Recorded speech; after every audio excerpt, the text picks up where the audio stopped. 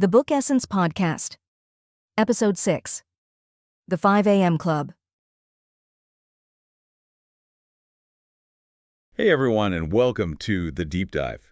You know we love to dig into your requests, and today we're tackling a big one. The 5 a.m. Club by Robin Sharma. Ah, yes, the 5 a.m. Club. Now, before we get into the nitty-gritty, for those who haven't read it, it's not your typical self-help book, right? Right, it's got this fictional story woven through it, which makes it much more engaging than just a dry list of do this, do that. Exactly. It's like you get swept up in this narrative, and then bam, you're hit with these powerful self-improvement concepts. Sneaky, but effective. So we'll be exploring both the story itself and the practical takeaways for, well, those of us who maybe aren't quite ready to join the 5 a.m. Club just yet. Or maybe those who are. Right. Now, the book throws you right into the deep end, starting with this super successful entrepreneur who's at the absolute lowest point in her life. Yeah, talk about starting with a bang. I mean, she's dealing with corporate betrayal, a total loss of purpose, even contemplating suicide. Heavy stuff. It is, but it sets the stage for a pretty incredible transformation. And it reminds us that even those who seem to have it all can struggle with some pretty dark stuff. Right. Success isn't always what it seems. Okay, so are entrepreneurs in a bad place? Then what? Well, that's where her mom steps in and gives her a ticket to the seminar, led by this charismatic, almost mythical figure known as the Spellbinder. The Spellbinder? Yeah, he's like this world-renowned motivational speaker who captivates audiences and pushes them to unlock their full potential. Okay, I'm starting to see the contrast here. Right, we have this woman drowning in despair and then this beacon of hope in the form of the Spellbinder. It's like Sharma setting us up for a classic hero's journey. Absolutely. And just as the seminar is reaching this climactic moment, the Spellbinder collapses on stage. Whoa. Talk about a cliffhanger. Right. It leaves you wondering, what happens next? Is this the end of the journey? I know. Tell me more. Well, it's in the aftermath of this dramatic event that our entrepreneur meets two other attendees who are also drawn to the Spellbinder's teachings, a struggling artist, and get this, a seemingly homeless man. A homeless man? What's he doing at a high-level seminar? That's the million-dollar question, right? But here's the catch. This homeless man claims that the Spellbinder's teachings made him wealthy. Okay, that's interesting, but how do we know if he's legit? Well, there are a few clues that make you question his appearance, like the ridiculously expensive watch he's wearing, and the way he speaks, with this wisdom that seems to contradict his ragged clothes. I'm starting to get the sense that things aren't quite what they seem. You got it. And as the story unfolds, we discover that this homeless man is actually a billionaire named Mr. Riley. Wait, what? A billionaire pretending to be homeless? Yep, you heard that right. Okay, this is getting good. So Mr. Riley was a student of the Spellbinder. Exactly. And he credits his incredible success to applying his mentor's principles. This sounds like the classic rags to riches story, but with a twist. It is. And this is where the 5 a.m. Club starts to shift from a captivating story into a practical guide for achieving extraordinary results. So Mr. Riley takes our entrepreneur and the artist under his wing. He does. And he becomes this mentor figure, guiding them on a journey of self-discovery and sharing his secrets to success. And what's the biggest secret he reveals? He drills this mantra into their heads. Own your morning. Elevate your life. Own your morning. Elevate your life. You got it. He suggests that the way you structure your morning sets the tone for your entire day. That's an interesting concept. Right. It's about recognizing that the first few hours of your day are incredibly valuable and can have a ripple effect on everything that follows. Okay, I'm starting to see the appeal. But Mr. Riley isn't just talking about getting a head start on your emails or to-do list. Oh, what else is there? He introduces this concept called the 5 a.m. method. The 5 a.m. method. This is where it gets real, right? It does. It's all about structuring that first hour of your day to maximize your potential in every area of your life. Okay, I'm all ears. He calls it the victory hour. And it's broken down into a simple but powerful formula, 20-20-20. 2020, what does that mean? 20 minutes of intense exercise, 20 minutes of reflection, and 20 minutes of personal growth. Wow, that's a pretty packed hour. It is, but it's designed to supercharge your mind, body, and soul. Okay, let's break down this victory hour a bit. Sure, let's do it. First up, 20 minutes of intense exercise. Right. I mean, some people can barely drag themselves out of bed, let alone do burpees at 5 a.m. I hear you, but the science behind morning exercise is pretty compelling. Really? Yeah, studies have shown that it can boost your energy levels, reduce stress, and improve focus throughout the day. So it's not about becoming a fitness fanatic. It's about giving your mind and body that initial kickstart. Exactly. Think of it like priming the pump for peak I performance. like that analogy. Then we move on to 20 minutes of reflection. Reflection. Yeah, this could be anything from meditation or journaling to simply sitting quietly and contemplating your goals and intentions for the day. It seems like this is where the whole mindset aspect of the 5 a.m. club comes into play. Absolutely. This quiet time allows you to clear your head, set your priorities, and cultivate a sense of inner peace before the chaos of the day begins. It's like taking a moment to center yourself before diving into the whirlwind. Exactly. All right, so we've got the body moving and the mind focused. Right. What's the final 20 minutes of the victory hour all about? This is where the growth element comes in. Growth. It's about dedicating time to learning and expanding your knowledge. So reading, taking an online course, listening to a podcast. Yep. Anything that contributes to your personal or professional development. It's like a mini investment in yourself every single morning. That's a great way to put it. I like it. But Mr. Riley doesn't stop at just mindset, right? He goes deeper than that. He does. He introduces this concept called the 4 interior empires. The 4 interior empires. It sounds kind of grandiose, but it basically means that true success requires more than just positive thinking. Okay, yeah, I'm intrigued. He argues that we need to cultivate 4 key areas: mindset, heart set, health set, and soul set. Mindset, heart set, health set, and soul set. It's a holistic approach to self-mastery. So it's not just about thinking the right thoughts. It's about developing your emotional intelligence, your physical well-being, and your spiritual connection. Exactly. It's about recognizing that all these elements are interconnected. Okay, let's unpack these empires a bit. Sure. We've already touched on mindset, which is all about our beliefs and perceptions. Right. What about heart set? Heart set is all about emotional intelligence and resilience. Emotional intelligence and resilience. It's the ability to manage your emotions, bounce back from setbacks, and cultivate genuine connections with others. So it's not just about thinking positive. It's about feeling and processing your emotions in a healthy way. Exactly. It's about having a strong inner compass that guides you through life's challenges. That makes sense. Then we have health set. Which I'm guessing is all about physical well-being. You got it. So nutrition, exercise, sleep, stress management, all that good stuff. Yep. Mr. Riley emphasizes that you can't perform at your best if you're neglecting your physical health. It's like that saying, you can't pour from an empty cup. Exactly. Yeah. You need to take care of yourself to be able to give your best to the world. And finally, we have soul set. Ah, yes. Soul set. This one seems a bit more mysterious. It is, in a way. What exactly is soul set all about? It's about connecting with your purpose, your values, and something greater than yourself. So finding meaning in your work and your life, cultivating a sense of inner peace, and aligning your actions with your deepest beliefs. You nailed it. It sounds almost spiritual. It can be. Is he talking about religion? Not necessarily. So what is it then? It's more about that inner sense of alignment and fulfillment that comes from living in accordance with your true self. I like that. It could be through meditation, spending time in nature, or engaging in work that makes a positive impact on the world. It's about finding what truly nourishes your soul. Exactly. It's about tapping into that deeper sense of purpose that drives you and gives your life meaning.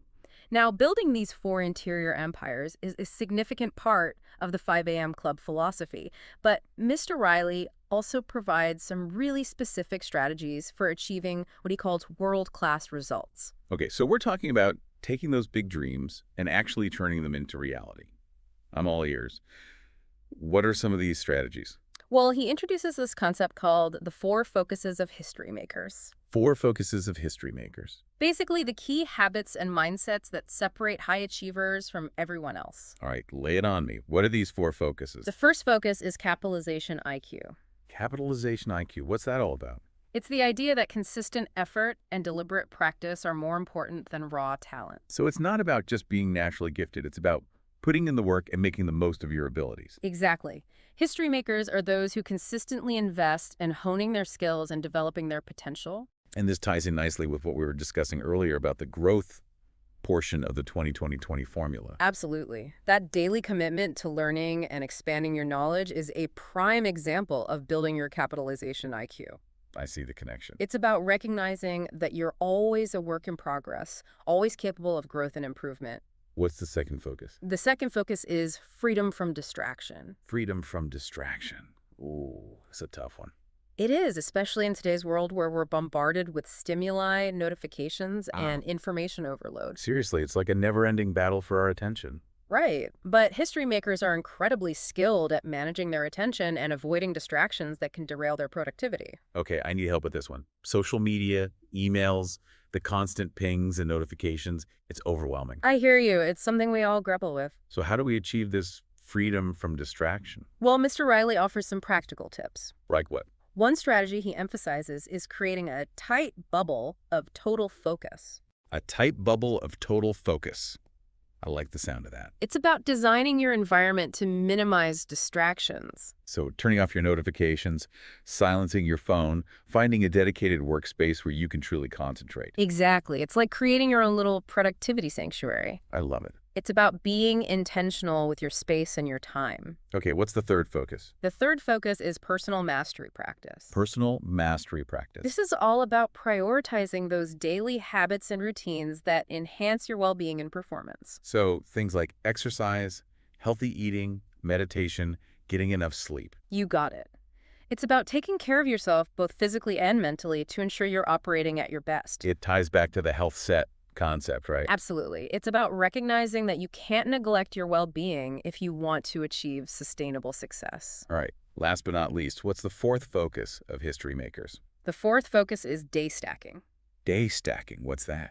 It's the idea that small, consistent actions, repeated over time, can lead to significant results. So it's like that saying, Rome wasn't built in a day. Exactly. It's about recognizing the power of momentum and the compound effect. I like that analogy.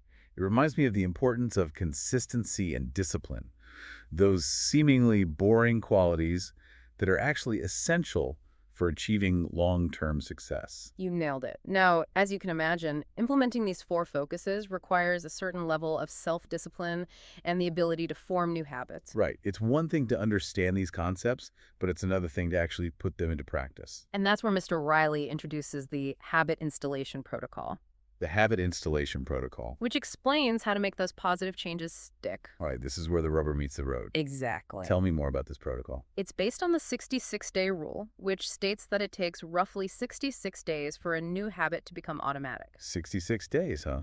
That's a pretty specific number. It is, but there's a lot of research to back it up. Okay, unless... Mr. Riley breaks down this process into three phases: destruction, installation, and integration. Destruction, installation, and integration. The first 22 days are about destruction. Destruction. That sounds intense. It can be. It means breaking old patterns and pushing through the initial discomfort and resistance that comes with change. So it's about acknowledging that there will be challenges, that it's not always going to be easy, Right. but that pushing through those initial hurdles is crucial for creating lasting change. Exactly. This is where you're actively dismantling those old neural pathways and making space for new ones. It's like you're tearing down the old structure to build something new and better in its place. I like that analogy. What's next? Then comes installation, the next 22 days. Installation. And the brain starts to rewire itself to accept this new behavior. So the habit starts to feel more natural, less effortful. Exactly. It's like you're laying down the foundation for that new habit to take root. And finally, The last 22 days are about integration. integration. So this is where the habit becomes fully ingrained in your daily life. You got it. This is where the habit becomes fully integrated into your identity. It's no longer something you're trying to do. It's simply who you are. So it's not just about forcing yourself to wake up early for 66 days. It's about becoming an early riser, someone who naturally embraces those morning hours. Precisely. And Mr. Riley emphasizes that this identity shift is crucial for long-term success. This whole concept of habit formation is fascinating. It is. It makes you realize that you're not stuck with your current behaviors, that you have the power to consciously shape your habits and, in turn, your life. Absolutely. And one of the most powerful habits Mr. Riley emphasizes in the 5 a.m. Club is, of course, prioritizing sleep. Wait, what? Sleep. You heard that right. But we're talking about waking up early, being productive, achieving ambitious goals. I know it seems counterintuitive. So he's also saying that sleep is crucial. Yes. He actually dedicates a significant portion of the book to the importance of quality sleep for optimal performance. Okay, I'm intrigued. He argues that sacrificing sleep for work is counterproductive in the long run. So it's not about burning the midnight oil and grinding yourself into exhaustion. Not at all. Mr. Riley emphasizes that deep, restorative sleep is essential for cognitive function, creativity, emotional regulation, and physical health. It's like recharging your battery so you can operate at full capacity. Exactly. And he even provides a handy formula for optimizing your sleep. A sleep formula. It's called the 10-3-2-1-0. And 10-3-2-1-0. Okay, I'm definitely curious now. Break it down for me. It's actually pretty straightforward. 10 hours before bed, no caffeine. 10 hours before bed, no caffeine. 3 hours before bed, no food or alcohol. Got it. 2 hours before bed, no work. Okay, starting to see the pattern here. 1 hour before bed, no screens. No screens. That's a tough one. It is, but it makes a big difference in the quality of your sleep. And finally. And 0 times hitting the snooze button in the morning. Ouch, that one hurts. I know, but it's worth it. So it's about creating a consistent wind-down routine that signals to your body that it's time to rest and recharge. Exactly. And that might seem like a lot, especially in our fast-paced, always-on world. It does, but Mr. Riley argues that prioritizing sleep is one of the most powerful investments you can make in your overall well-being and performance. Okay, I'm convinced. Sleep is important. Good. Now, we've covered a lot of ground here. We have the 5 a.m. routine, the 4 interior empires, the 4 focuses of history makers, the habit installation protocol, the importance of sleep. It's a lot to take in, but it all ties together beautifully to create this holistic framework for maximizing your potential and living a more fulfilling life. It's like a blueprint for personal transformation. Exactly. And there's one more key concept that Mr. Riley introduces that I think is worth highlighting. All right, I'm ready for it. What's this final piece of the puzzle? It's called the twin cycles of elite performance. Twin cycles of elite performance. What's that all about? He explains that achieving and sustaining high levels of success isn't about working nonstop. So it's not about grinding yourself into the ground. Not at all. It's about strategically balancing periods of intense effort with intentional recovery. So working smarter, not just harder. Exactly. He talks about the high excellence cycle, where you're deeply focused on your work, giving it your all, Okay. and then the deep recovery cycle, where you're prioritizing rest, rejuvenation, and allowing your mind and body to recharge. It's like a pendulum swing. I like that analogy. You need both the intense effort and the restorative rest to achieve true balance and sustainable success. Precisely. It's about recognizing that rest is not laziness. It's a strategic investment in your long-term productivity and well-being. This whole idea of finding balance really resonates with me. It's so easy to get caught up in the hustle and grind that we forget to take care of ourselves. I agree. But back to the book. Mm-hmm. As the story progresses, Mr. Riley shares these 10 tactics for lifelong genius. 10 tactics for lifelong genius. Little tweaks and strategies to enhance your performance and prevent burnout. Interesting. Tell me more about these tactics. Well, one of the most impactful is what he calls the tight bubble of total focus. It's about creating a distraction-free environment where you can do your best work. So turn off those notifications, put your phone on silent, maybe even find a quiet spot where you can really concentrate. Basically, create your own little productivity sanctuary. Exactly. Another interesting tactic is the 9-9-0-1 rule. 9-9-0-1. That sounds intriguing. This one's for those big, important tasks that can feel overwhelming. The idea is to spend the first 90 minutes of your workday for 90 days straight focus solely on that one crucial task. Wow, 90 days. That's a serious commitment. It is, but imagine the progress you could make. I could see how that laser focus could really help you move the needle on a project. Right. What other tactics for lifelong genius does he recommend? There's the 60-10 method, working in 60-minute blocks of deep focus, followed by a 10-minute break. The classic Pomodoro technique. I've tried that before, and it definitely helps me stay on track and avoid mental fatigue. It's a simple but effective strategy. Well, Mr. Riley also advocates for what he calls the daily 5 concept. Daily 5 concept. Identifying 5 small tasks each day that directly contribute to your larger goals. So it's about consistency over intensity. Exactly. It's like that saying, Rome wasn't built in a day. Small steps taken consistently can lead to remarkable achievements over time. I love that. And here's a fun one. The second wind workout. Second wind workout. Mr. Riley suggests incorporating a light evening workout, a walk, yoga, stretching to boost creativity and aid recovery. I love that idea. It's a great way to de-stress after a long day and clear your head. It's like hitting the reset button before you wind down for the night. Exactly. I don't know. He also mentions the importance of regular massages, the power of utilizing your commute for learning through audiobooks or podcasts, and the value of surrounding yourself with a dream team of mentors and inspiring individuals. So it's not just about solo grinding. It's about leveraging the power of community and support. Right. He also emphasizes the importance of having a weekly design system Weekly design system. where you map out your week every Sunday, setting clear goals and priorities for both your work and personal life. That makes a lot of sense. Having a plan in place helps you stay focused and avoid feeling overwhelmed by the week ahead. Exactly. Anything else? And lastly, Mr. Riley encourages becoming a 60-minute student, To 60-minute student. dedicating at least an hour each day to learning something new. Whether it's reading, taking an online course, or simply exploring a new subject that piques your interest. Exactly. It's about embracing lifelong learning and constantly expanding your knowledge and skill set. I love how these tactics are so actionable and practical. Me too. Mm-hmm.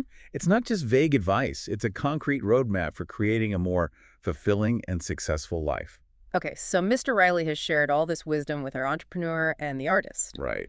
What happens next? Well, as the story unfolds, we see them start to truly embody these principles. So they start waking up at 5 a.m., implementing the 20-20-20 formula, prioritizing their sleep, and really taking ownership of their lives. Exactly. They're putting in the work and embracing the challenges that come with personal growth.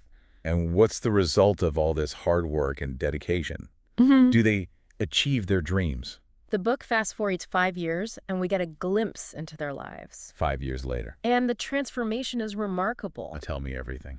The entrepreneur has rebuilt her career, now leading a thriving company that aligns with her values. Amazing. What about the artist? The artist has achieved global recognition for his work. Wow. So it's a happy ending. They both found success and fulfillment by applying these principles. It is. It's a testament to the power of consistent effort and personal growth. It's inspiring to see how they turn their lives around. It really is. It really Yeah. drives home the point that we're not just victims of circumstance. Right. We have the power to shape our own destinies. Absolutely. But let's be honest, not everyone is going to jump on the 5 a.m. bandwagon. Yeah, I was just thinking that. Some people are night owls. Right, They do their best work late at night. exactly. So what's the solution for them? Do they have to become early risers to achieve success? That's a valid point. And Sharma acknowledges that the specific time isn't the magic ingredient. So it's not really about the 5 a.m. part. It's more about the principle of dedicating a portion of your day. A portion of your day. Ideally, when you have the most willpower and focus I see. to those activities that fuel your personal growth and move you closer to your goals. So it's more about creating a victory hour, Yeah. whenever that works best for you, than rigidly sticking to 5 a.m. Exactly. It's about customizing the framework to fit your individual needs and preferences. That makes a lot of sense. The key is to be intentional with your time and energy. Now, one thing that struck me about the 5 a.m. Club is that it goes beyond just productivity hacks. Yes, I agree. It touches on deeper themes of purpose, meaning, and even spirituality. You're right. The concept of soul set is where Sharma really delves into that territory. It's about more than just getting things done. Exactly. He emphasizes the importance of connecting with something greater than yourself. Whether it's through meditation, spending time in nature, or engaging in activities that bring you joy and a sense of fulfillment, Right. it's a reminder that true success isn't just about external achievements. Sure. It's about cultivating inner peace and aligning your actions with your values. It's about finding that sweet spot where your passion, your skills, and the needs of the world intersect. So what does this all mean for you, the listener? I think the beauty of the 5 a.m. Club is that it offers a framework, a set of tools, and a powerful story that you can adapt to your own life. Absolutely. It's not about blindly following someone else's routine. Right. It's about taking inspiration and creating a personalized roadmap for achieving your own version of success. I completely agree. It's about asking yourself, what are my goals? What habits are holding me back? And what small changes can I make today to start moving in the direction of my dreams? Maybe it's experimenting with an earlier wake-up time, incorporating a victory hour into your day, or simply being more mindful of how you spend your time and energy. The takeaway is that change is possible, even transformative change, but it starts with a conscious choice. A commitment to becoming the architect of your own life. So as you go about your day, I challenge you to consider, what does your ideal morning routine look like? What are you doing to cultivate your four interior empires? And what steps can you take to create your own victory hour, that sacred time dedicated to becoming the best version of yourself? Remember, every day is a new opportunity to make a choice that moves you closer to the life you envision. And that wraps up our deep dive into Robin Sharma's The 5 a.m. Club. It's been a pleasure exploring this book with you. We hope you found this exploration insightful and inspiring. Until next time, keep learning, keep growing, and keep striving for your own personal version of greatness. It's inspiring to see how they turn their lives around. Right, it really is. It really drives home the point that we're not just victims of circumstance, you know? Yeah, We have the power to shape our own destinies. absolutely. But let's be honest, not everyone is going to jump on the 5 a.m. bandwagon. That's true. Some people are night owls, right? Right. They do their best work late at night. Absolutely. So what's the solution for them? Do No. they have to become early risers to achieve success? That's a valid point, and Sharma actually acknowledges that the specific time isn't the magic ingredient. So it's not really about the 5 a.m. part. Right, it's more about the principle of dedicating a portion of your day, ideally when you have the most willpower and focus. When you have the most willpower and focus, okay. To those activities that fuel your personal growth and move you closer to your goals. So it's more about creating a victory hour, Mm-hmm. whenever that works best for you, than rigidly sticking to 5 a.m. Exactly. It's about customizing the framework to fit your individual needs and preferences. The key is to be intentional with your time and energy. Right. Now, one thing that really struck me about the 5 a.m. club is that it goes beyond just productivity hacks and tips and tricks. Yeah. It touches on these deeper themes of purpose and meaning and even spirituality. Yes, absolutely. The concept of soul set, that's where Sharma really delves into that territory. Right. He emphasizes the importance of connecting with something greater than yourself. Yeah, something bigger than yourself. Whether it's through meditation or spending time in nature or engaging in activities that bring you joy and a sense of fulfillment, Mm-hmm. it's a reminder that true success isn't just about external achievements. It's an inside job. It's about cultivating inner peace and aligning your actions with your values. It's about finding that sweet spot where your passion, your skills, and the needs of the world intersect. So what does this all mean for you, the listener? I think the beauty of the 5 a.m. Club is that it offers a framework, Mm-hmm. a set of tools, and a powerful story that you can adapt to your own life. It's a great starting point. It's not about blindly following someone else's routine. No, definitely not. It's about taking inspiration and creating a personalized roadmap for achieving your own version of success. It's about figuring out what works for you. It's about asking yourself, Yeah. what are my goals? Right. What habits are holding me back? Mm-hmm. And what small changes can I make today to start moving in the direction of my dreams? Even small changes can make a big difference over time. Maybe it's experimenting with an earlier wake-up time, Yeah. incorporating a victory hour Right. into your day, Right. or simply being more mindful of how you spend your time and energy. Being present in the moment. The takeaway is that change is possible, even transformative change. Absolutely. But it starts with a conscious choice, It does. a commitment to becoming the architect of your own life. That's a great way to put it. So as you go about your day, I challenge you to consider, Yeah. what does your ideal morning routine look like? Mm-hmm. What are you doing to cultivate your 4 interior empires? Right. And what steps can you take to create your own victory hour? Mm-hmm. That sacred time dedicated to becoming the best version of yourself. That time for you. Every day is a new opportunity to make a choice that moves you closer to the life you envision. Every day is a new beginning. And that wraps up our deep dive into Robin Sharma's The 5 a.m. Club. It's been a fascinating journey. We hope you found this exploration insightful and inspiring. I know, yeah. Until next time, keep learning, keep growing, and keep striving for your own personal version of greatness. See you next time.